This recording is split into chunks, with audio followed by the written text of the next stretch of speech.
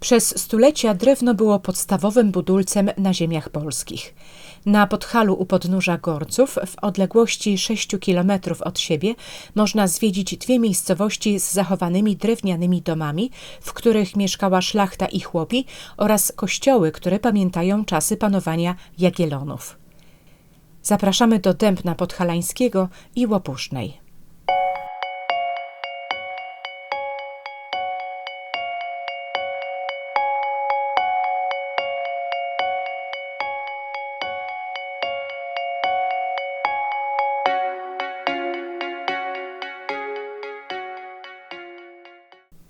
W Dębnie, nieopodal Jeziora Czorsztyńskiego, znajduje się średniowieczny kościół świętego Michała Archanioła, malowniczo położony pośród drzew.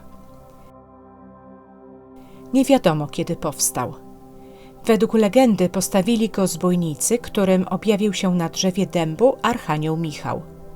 Kościół ten, zbudowany z jodły i modrzewia, istniał już w 1490 roku i nie posiadał wieży.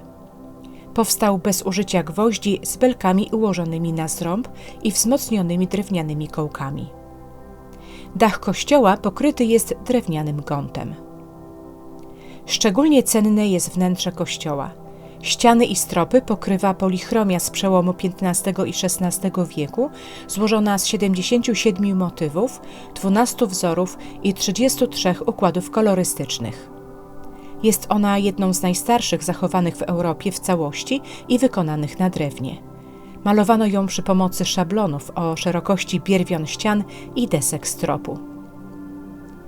Do najcenniejszych zabytków kościoła należy tryptyk w głównym ołtarzu, jeden z najcenniejszych przykładów gotyckiego malarstwa tablicowego, a przede wszystkim krucyfiks na łunku tęczowym.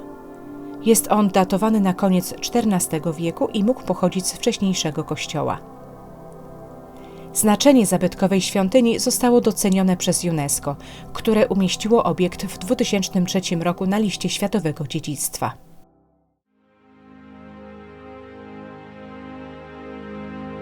Na małopolskim szlaku architektury drewnianej znajduje się także i inny obiekt. W Łopusznej można zwiedzić równie wiekowy drewniany kościół pod wezwaniem Świętej Trójcy i świętego Antoniego Opata. Został wzniesiony podobnie jak ten w Dębnie na miejscu poprzednika w XV wieku i posiada dobudowaną później wieżę. Nieopodal, na skraju wsi, znajduje się typowy drewniany wiejski dwór szlachecki, mający swoje początki w ostatnich latach XVIII wieku. Goszczący w nim w 1851 roku poeta i pisarz Seweryn Goszczyński tak go opisał.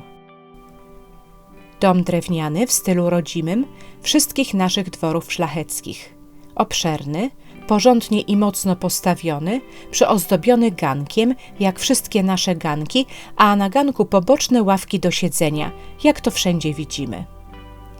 Dwór należał między innymi do rodziny Tetmajerów, gościł tu zarówno poeta Kazimierz Przerwa-Tetmajer, jak i jego przyrodni brat malarz Włodzimierz. Kolejni właściciele lgotcy stworzyli największą owczarnię na Podhalu, otynkowali drewniane ściany dworu i je pobielili. Od 1978 roku dwór jest własnością Muzeum Tatrzańskiego. Zwiedzając jego wnętrze, dzięki meblom i sprzętom z XIX wieku możemy zobaczyć, jak wyglądało życie średnio zamożnej rodziny szlacheckiej. Do klasycznego dworu z czterospadowym, gątowym dachem przylegała niewielka oficyna z pomieszczeniami dla służby i niewielką dworską kuchnią. Nieopodal dworku stoi również stara chłopska chata rodziny Klamerusów z 1887 roku. Została ona uratowana przed rozbiórką i przeniesiona na teren muzeum. Uderza niezwykła prostota i skromne warunki, w jakich przychodziło żyć zwykłej chłopskiej rodzinie na Podhalu.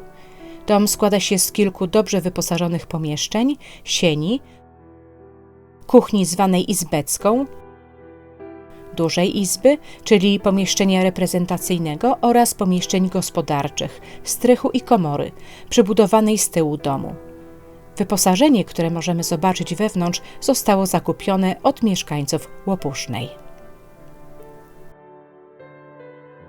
Dzięki zabudowaniom gospodarczym oraz koniom na wybiegu łatwiej możemy sobie wyobrazić, jak mogło wyglądać życie na podhalańskiej wsi 150 lat temu.